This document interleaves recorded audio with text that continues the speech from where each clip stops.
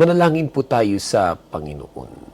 Aming Diyos at aming Ama, salamat po sa oras na ito, sa araw na ito na kami nagkasama-sama po muli para po sa gawain na ito. Lumalapit po kami sa inyong Panginoon ng buong pagpapakumbaba, seeking forgiveness for all of our sins, for everything that we have thought, said, and done. Forgive us, Lord.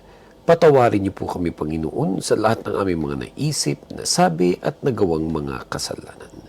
Purify your people, O God. Purify our hearts and our minds. Renew our minds. Turn them into the mind of Christ. Transform our character that it may be Christ-like.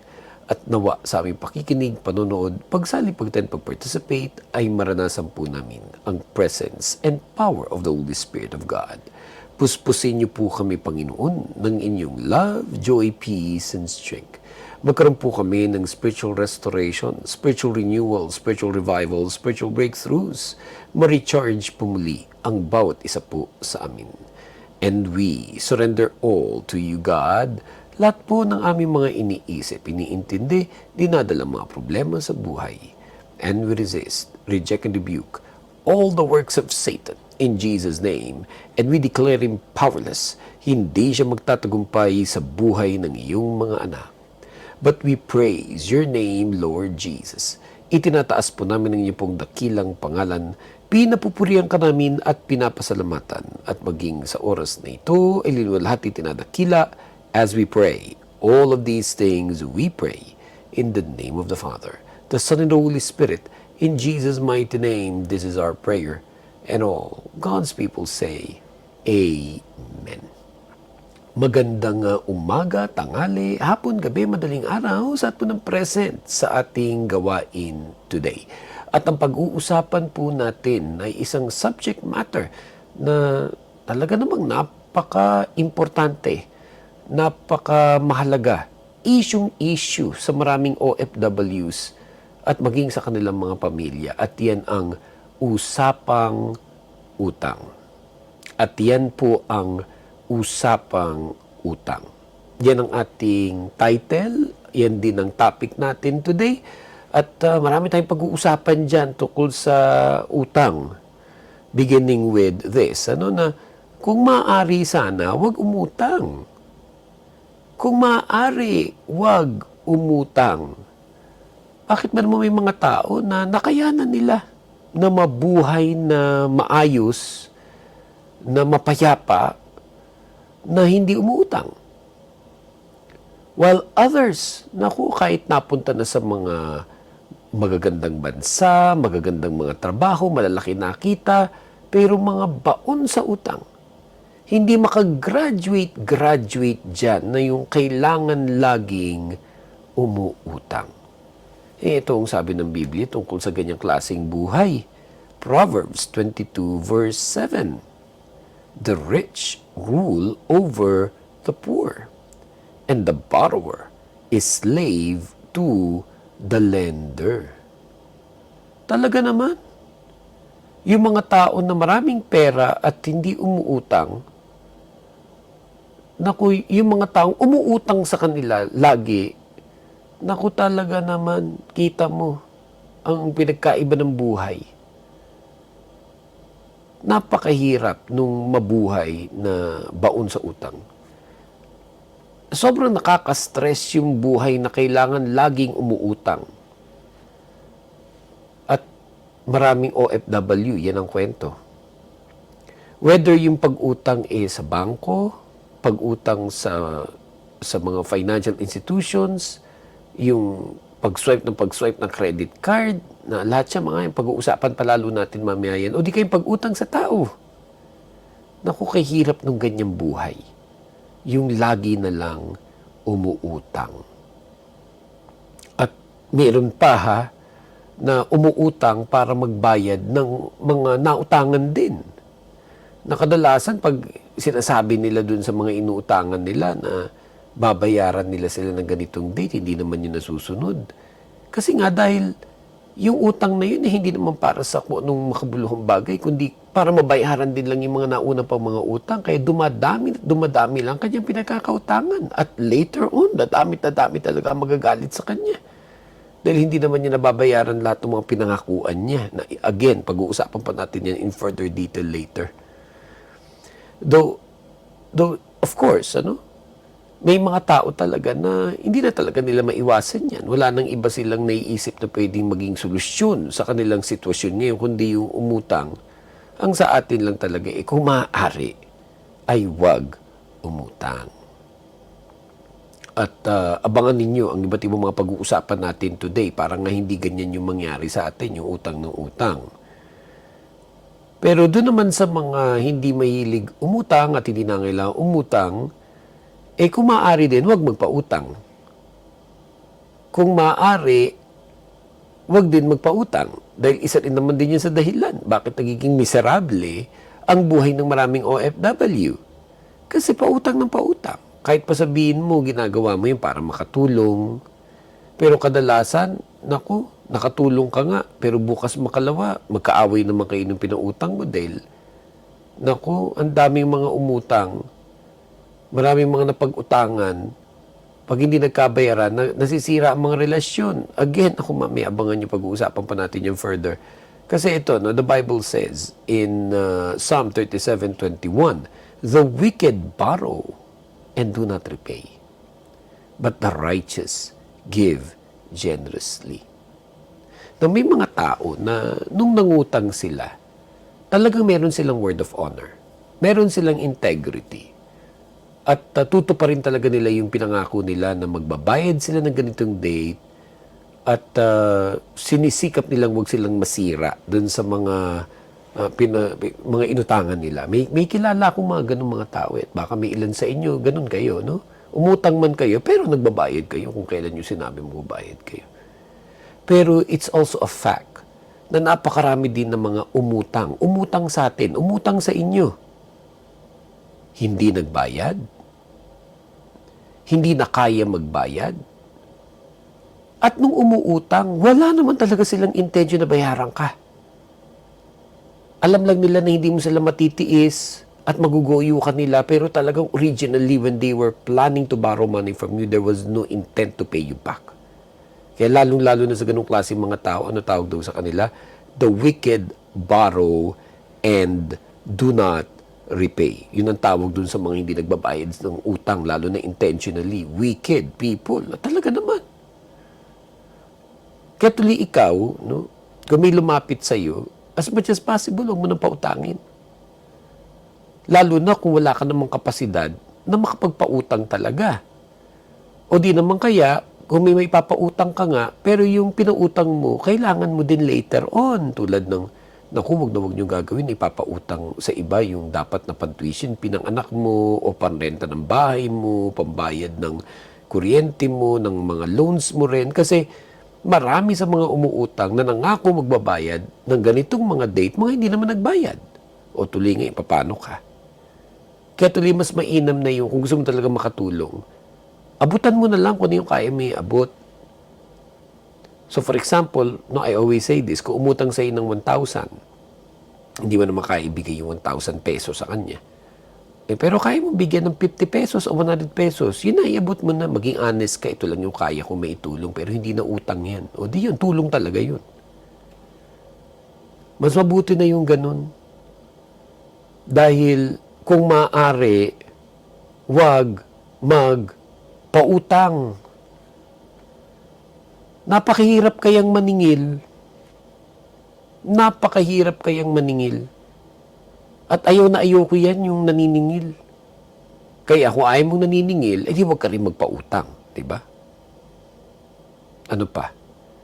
Kung maaari, wag maging garantor. Isa pa yan. Kung maaari, wag maging garantor. Kasi ito, sabi sa atin sa Biblia, sa Proverbs 11:15, "Whoever puts up security for a stranger will surely suffer. But whoever refuses to shake hands in pledge is safe." O gaano karami sa inyo ang mag-a-agree dyan? At may mga kwento tungkol dyan na napahamak kayo kasi naging garantor kayo. Dahil, naku po, again, maraming mga umutang, either hindi sila nakakapagbayad, hindi na kaya magbayad, o di kaya wala naman pala talaga intention magbayad from the very beginning. Tapos, sinali ka pa. Sinali ka pa kasi naging garantor ka. Ikaw ngayon ang nagbabayad. Ikaw ngayon ang magbabayad. Ikaw tuloy ngayon ang magsasuffer. Kasi talagang no yan. Wag na wag kayong magiging garantor. Kahit pa kaibigan, kahit pa kamag-anak. Minsan narinig ko na, na may nagsabi sa akin kasi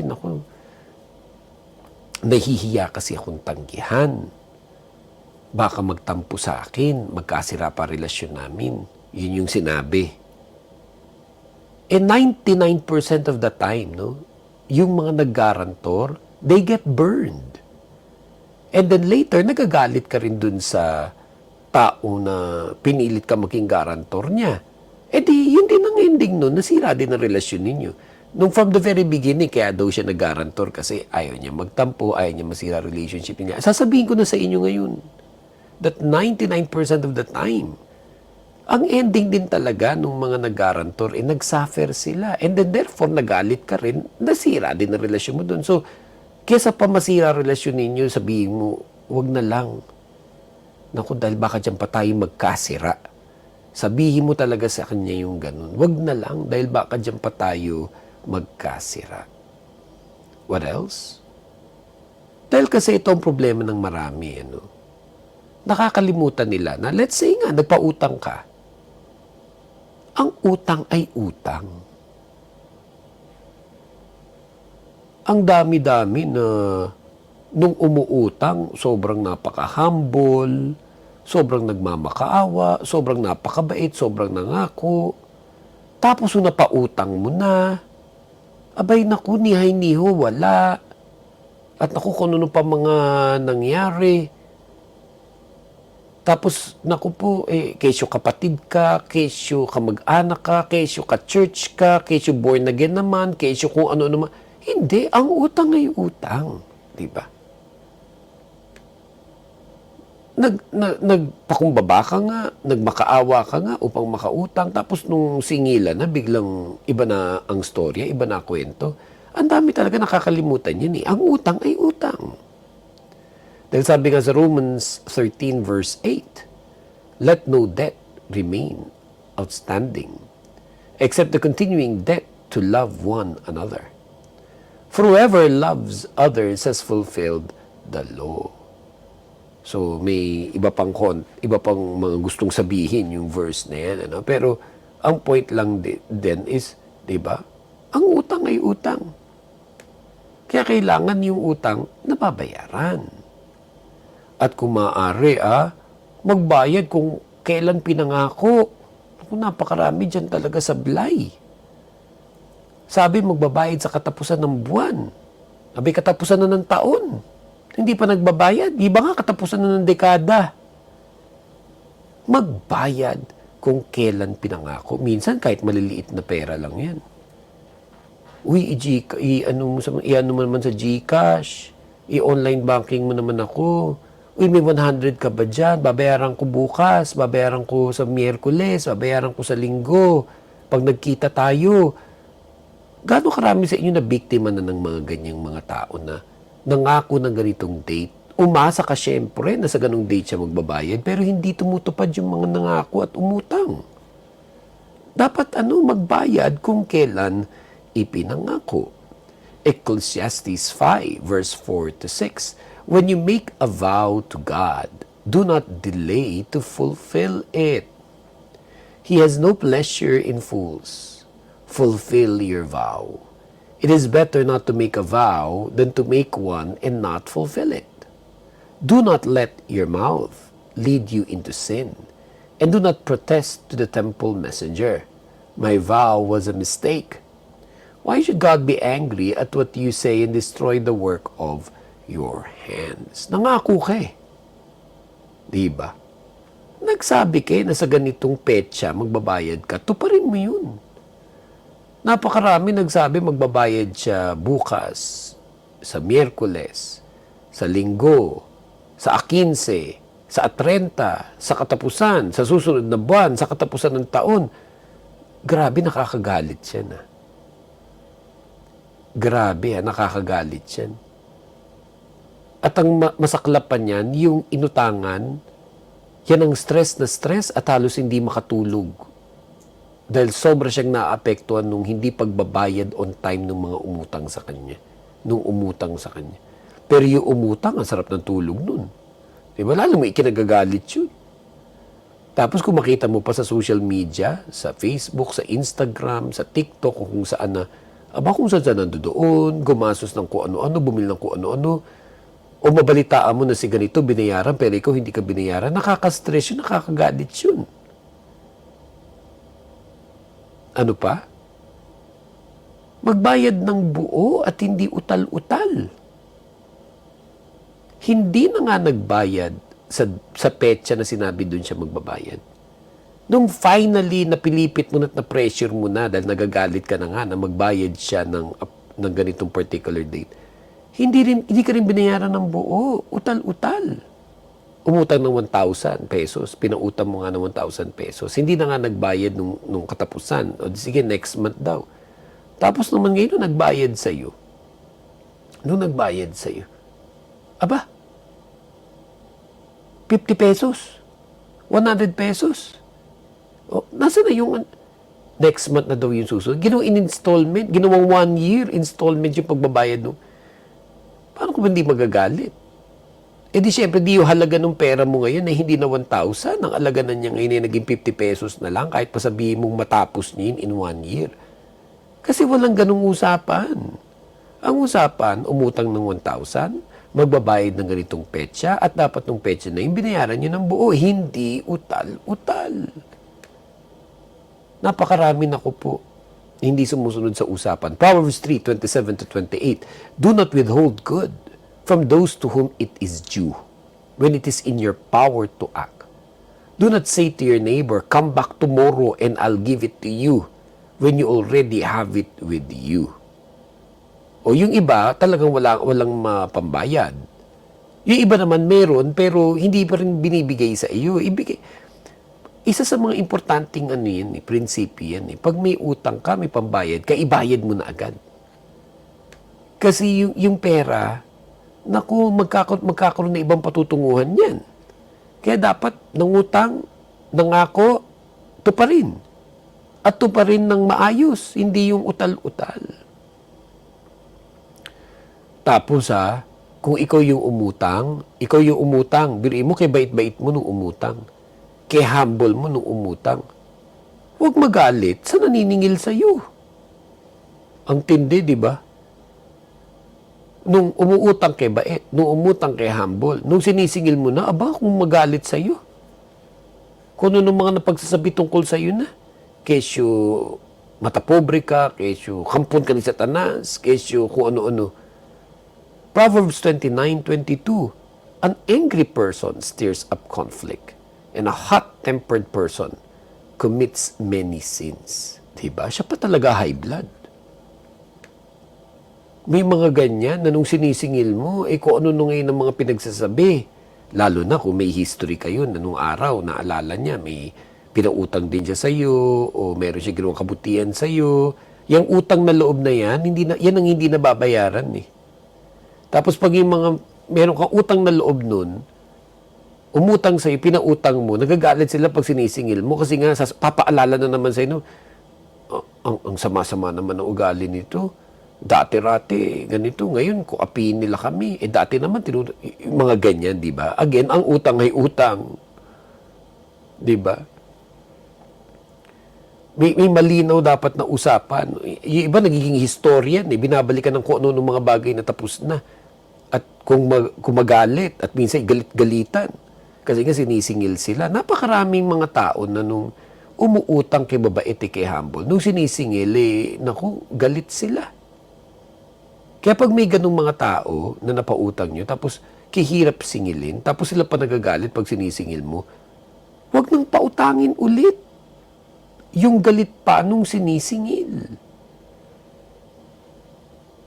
Isa na namang indication and lesson to all of us. Huwag nang pautangin ulit yung galit pa nung sinisingil. At lalo na yung mga hindi nagbabayad on time. At yung nagbayad ay utal-utal. Yung iba pa nga dyan, mga sinungaling pa. Kung ano mga sinasabi sa'yo, kaya hindi pa kasi sumusweldo, kahit sumweldo na, o kaya nakapag-imbento ng iba't ibang mga dahilan, pero puro mga kwentong kutsero, puro mga kasinungalingan. Huwag mo nang pautangin ulit yung ganyang mga tao. Tapos sila patong galit pag sinisingil. Proverbs 22:24-25. Do not make friends with a hot-tempered person.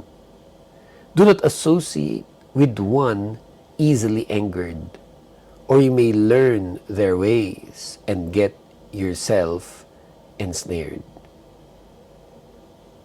Naku, lumayo ka na dyan sa mga taong yan. At minsan pa nga, ito masaklap ito, baka kailangan ikat mo na relationship mo sa mga taong yan na napaka-abuso. Dapat ikat mo na relationship mo dyan sa mga taong yan na mga napaka-abusado. Kasi yung mga yan, minsan mo lang na di pinautang kung ano-ano na ang mga nasasabi niyan na masama laban sa iyo.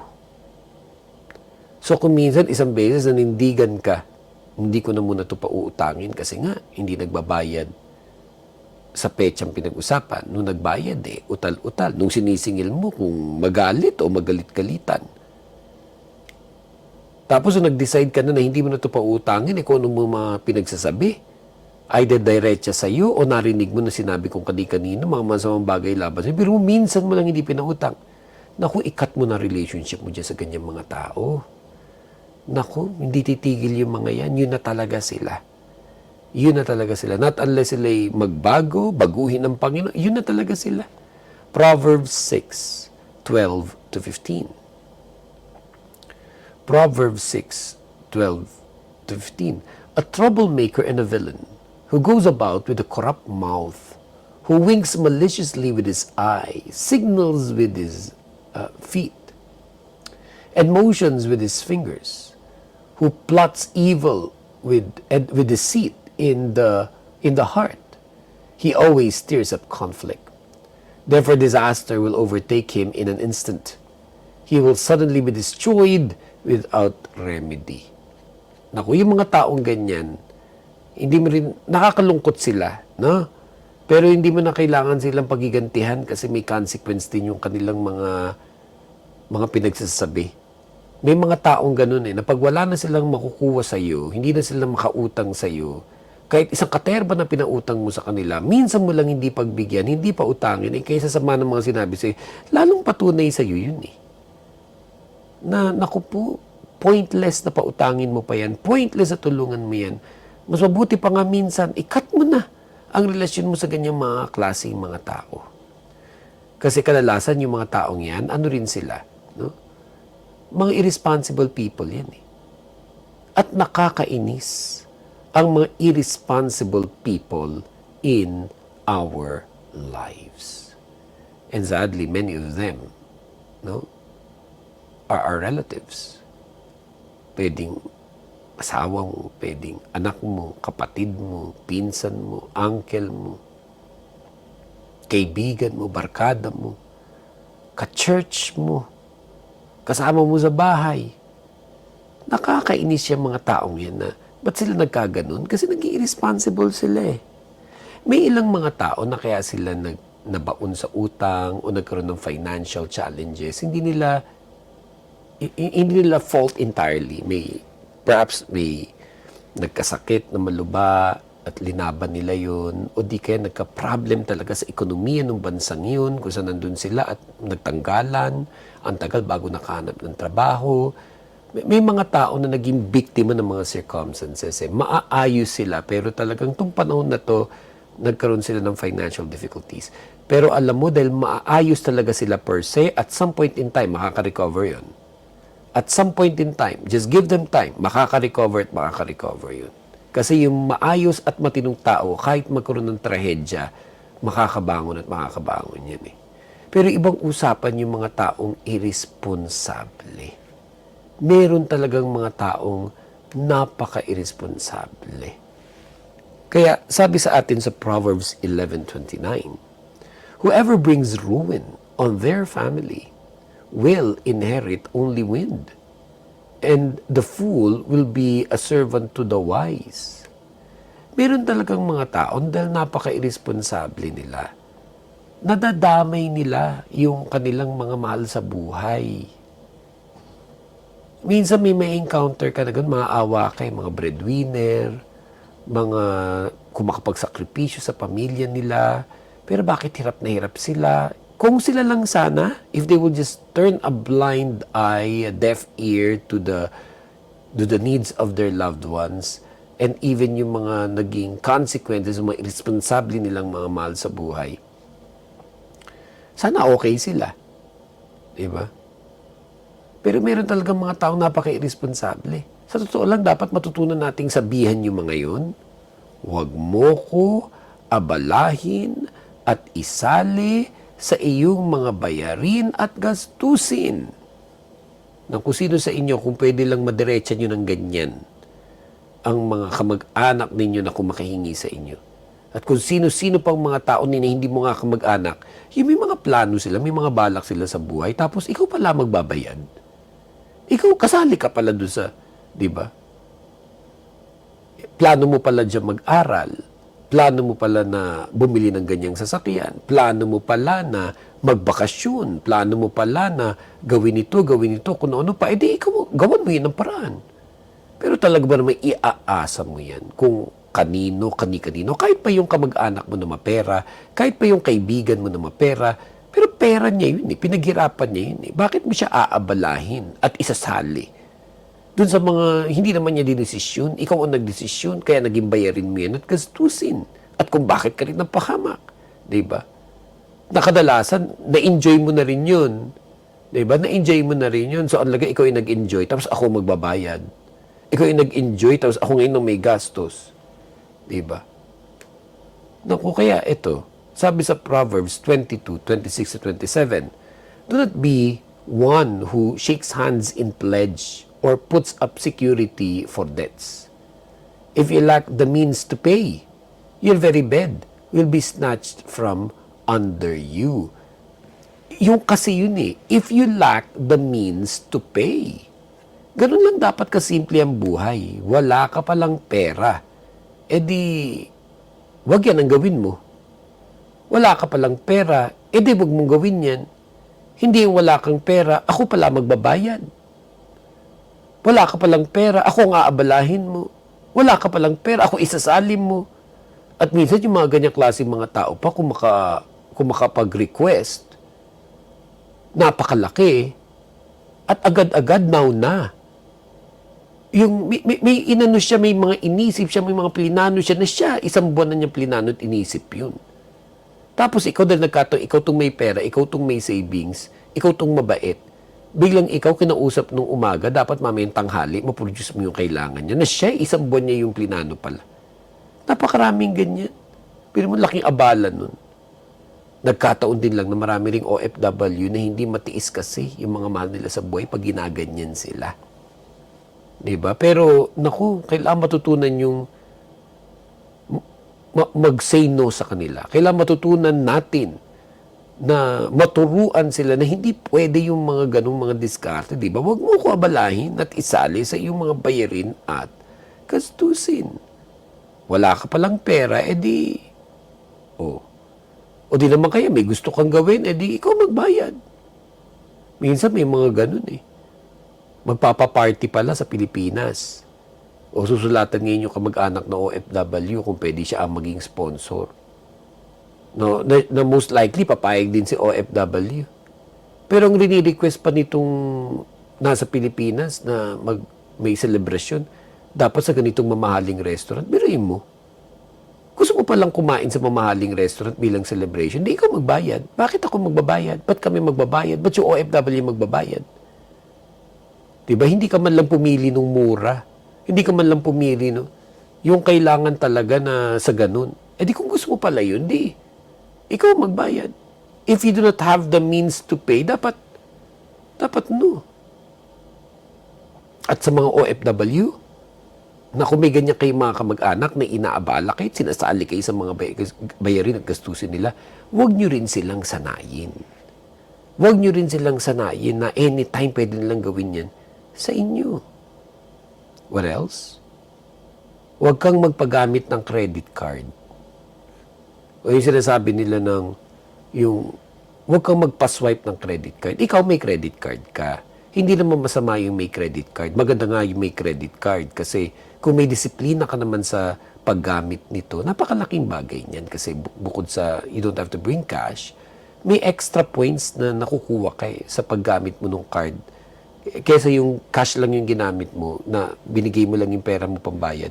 Kung credit card, may points ka na earn that later becomes some kind of benefit depending on your credit card. Basta disiplinado lang. Pero one of the things that you should never do is yung magpapagamit ka ng credit card mo. Wag ka rin gagawa nung yung may supplemental card, may extension card ang kung sino na naka-attach sa'yo. Naku, wag. At alam ba, may kasama ka sa trabaho, siya tong walang credit card. So ikaw ngayon ipaswipe naman sa card mo kasi bibili ako ng online na ganito. Babayaran ko din. Paswipe naman ng card mo kasi pambili ko ng plane ticket at kung ano-ano pa. Di kumuha siya ng credit card niya. Bakit ikaw itong may credit card ang kailang, bukod sa paano kung gagamitin mo rin yung credit card mo, hanggat hindi niya binabayaran, hindi mo magagamit yung kompletong credit limit ng card mo. Na most likely, and what is usually the situation is, hindi nga talaga magbabayad yung mga yun on time, hindi rin magbabayad ng buo, utal-utal, o hindi magbabayad at all. Di ikaw na naman yung nag-suffer. Kaya wag na wag kang magpapagamit ng credit card. May kinalaman din yan dito. Proverbs 17:18. One who has no sense shakes hands in pledge and puts up security for a neighbor. Ano rin yan parang paggagarantor din yan Wag. Wag kang magpapagamit ng credit card.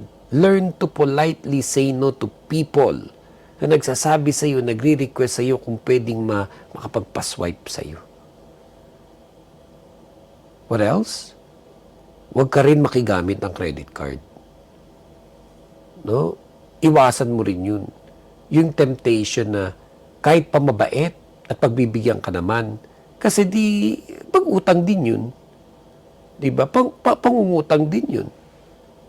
At nakakahiya na inaabala mo ibang mga tao dahil sa mga gusto mong mangyari sa iyong buhay. Dapat simple lang pag wala, edi magtiis. Kung ano lang yung kaya, yun lang dapat.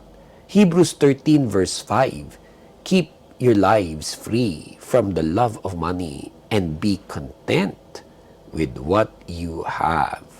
Because God has said, never will I leave you, never will I forsake you. Napaka-importante ng word na yun, yung to be content.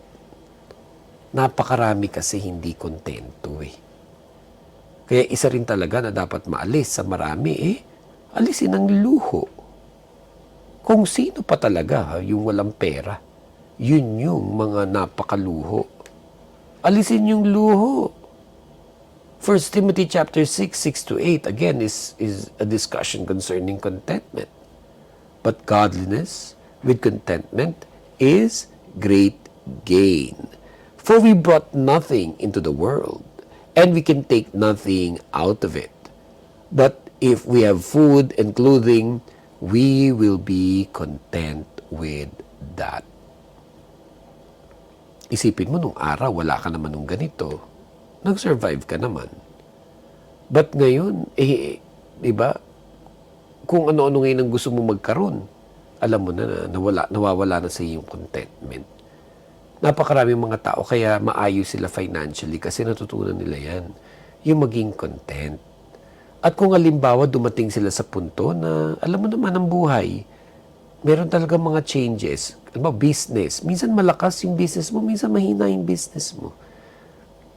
Minsan maganda pasok ng pera, minsan hindi maganda pasok ng pera. Kaya dapat matutong mag-adjust. Kailangan matutong mag-adjust. isa sa mga napaka-importanting skill sa buhay yan, yung adjustment. Philippians chapter 4 verse 11 to 14. Bagamat yung Philippians 4 at maging itong verse na ito, napakaraming application ito pero this also applies to what we're discussing.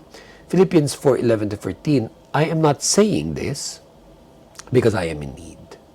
For I have learned to be content, whatever the circumstances. I know what it is to be in need, and I know what it is to have plenty. I have learned the secret of being content in any and every situation, whether well-fed or hungry, whether living in plenty or in want. I can do all this through Him who gives me strength. O yun. Di ba sabi niya, naranasan ko na yung magkaroon, naranasan ko na rin yung mawalan. Pero nakaya ko, natutunan ko yung sikreto, yung maging kontento. At pag ikaw naging Christian, nakakayanan mo talaga yun. Kasi gaya nga ng sabi dyan, I can do all of this through Jesus Christ. At kung halimbawa, ayaw mo nung ganung buhay, yung walang-wala, o hindi mo nabibili yung gusto mo, at walang ibang magawa tuloy kundi mangungutang na lang. Kung ayaw mo nung ganun, di ba? Kaya maging masipag ka sa pagkita ng pera. Ayaw mo pala nung simpleng buhay. Ayaw mo pala nung hindi mo nabibili gusto mo. Ayaw mo rin yung nangungutang ka para di ba? Maging masipag ka sa pagkita ng pera. Dahil ganun yun. If you want something, work for it. Proverbs 12 verse 11. Those who work their land will have abundant food, but those who chase fantasies have no sense. Diba? May gusto ka, pagtrabahuhan mo siya. Alam mo, kahit sa mga bata, dapat ganyan po ang itinuturo natin. Napakarami kasing mga magulang, inispoil talaga yung mga anak nila mula bata pa lang. Kaya hanggang pagtanda, bit-bit yung ganun, yung sense of entitlement. Bukod sa sense of entitlement, yung kuumasa na lang, whether sa magulang o sa ibang mga tao, kasi yun ang naging upbringing niya. Na pag may gusto siya, iasa lang niya sa iba, they will make a way para magkaroon siya ng gano'n. Hindi gano'n ang realidad ng buhay. We all have to work for it. We all have to do something to get what we desire and what we want. May mga ilang mga tao na na meron silang mga unique experiences in life na they didn't have to work as hard as us or as others, but they're usually the exemption rather than the rule. Pero to all of us, may gusto ka, pagtrabahuhan mo siya na magkapera ka para mabili mo. At kung halimbawa nagkapera ka na, huwag din gastos ng gastos. Magkaroon talaga ng savings. Magkaroon ng savings. Kasi kung meron isang bagay na napatunayan nung panahon ng pandemya, biruin mo yung first few months and even 1 year, for some countries pa nga, especially the Philippines, inabot ng mga 2 years to 3 years na nawala yung regular source of income, yung as in putol. Napakaraming naranasan yun na biglang hindi na pumapasok yung pera na kasing laki tulad nung dati. And then, ang dami tuloy na depress. Ang daming nagkaroon ng anxiety. Pero later on, natuto sila na, napakalaking bagay pala talaga yung may savings. Hindi lang good for 1 year, pero yung good for 2 years. Napakasarap naman talaga no, kung dumating yung panahon na hindi ka magtrabaho for 2 years, pero because you saved enough. Diba? O di, saka ka na magtatrabaho. Pero kahit yung iba, hindi rin nila sasagarin yun, natuubusin yun. Dahil napakalaga ng may savings. Kailangan matuto tayo na mag-save. Napakalaga nun. Magkaroon ng savings. Proverbs 6:6-8. Ito, example lagi na napakaganda sa Bible. Go to the ant, you sluggard.